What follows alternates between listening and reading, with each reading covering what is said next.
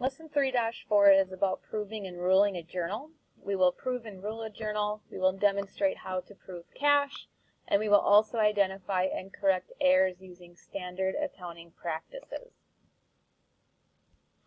After you have used all but the last line on a journal page, columns are proved and ruled before totals are carried forward to the next page.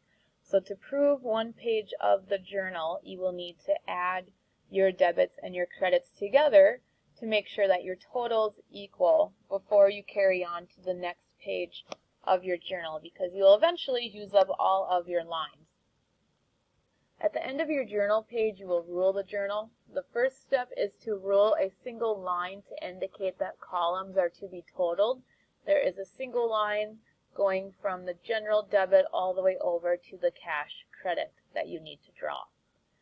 Second step is write the date in the date column. We will put the last date that we had of our previous transaction. So our previous transaction was on the 23rd. We will write 23 here.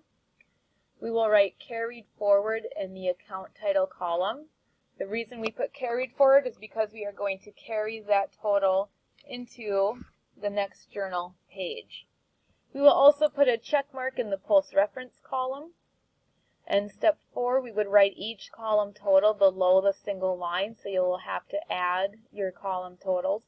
There are some lines taken out of this journal, so that's why the totals don't make sense.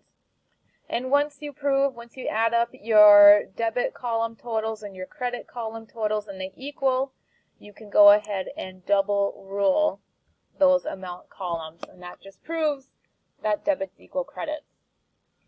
The column totals from the previous page are carried forward to a new page. The totals are recorded on the first line of the new page using these 4 steps listed on here. We will write the page number at the top of the journal. We will put the full date. We will need to put in the month since this is the first line of this journal page. And we will put the date, which is 23. This time we will write brought forward since it was brought from the previous page, and a check mark in the post reference column, and then we will list all of the totals that we had from that previous page.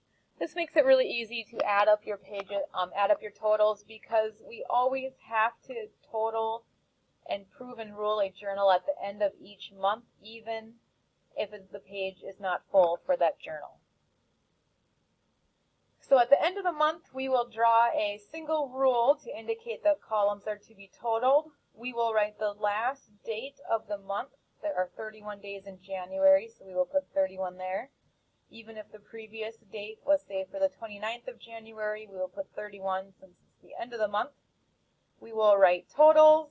You will add all of your columns, and if they equal your debits and credits, you will then write in your column totals and then double rule those amount columns.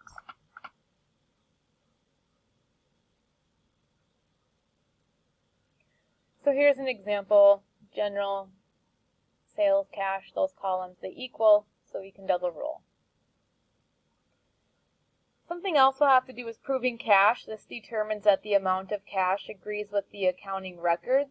So cash can be proved at any time that you want to verify the accuracy of your cash records. However, it's always done at the end of the month when the journal is totaled and proved as well. To calculate if your cash is correct or not, we will take our cash on hand at the beginning of the month, which they will give you in the textbook. You will then add your total cash received during the month, which will be the total of your cash debit column.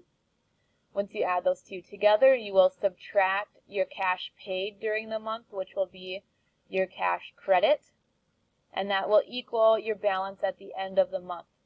How you verify that this is correct is you will need to check the balance of your checkbook on the next unused check stub. And if they equal, you can say your cash is proved and all is good.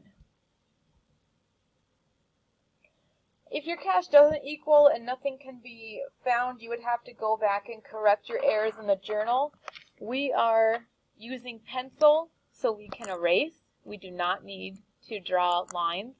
But if you were actually using a pen in a real life situation, Although most of it would be done on computers nowadays, this is how you would go about it.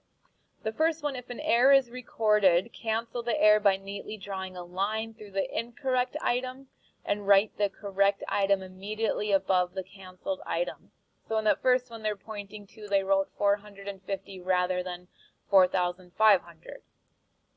Sometimes on the second one an entire entry is incorrect and is discovered before the next entry is journalized. Draw neat lines through all parts of the incorrect entry. Journalize the entry correctly on the next blank line. And on the third one, sometimes several correct entries are recorded after an incorrect entry is made. The next blank lines are several entries later. Draw neat lines through all incorrect parts of the entry and record the correct items on the same line as the incorrect items directly above the canceled parts.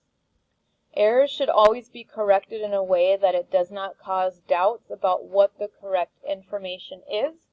Please, though, I beg you, use pencil and you won't have these problems.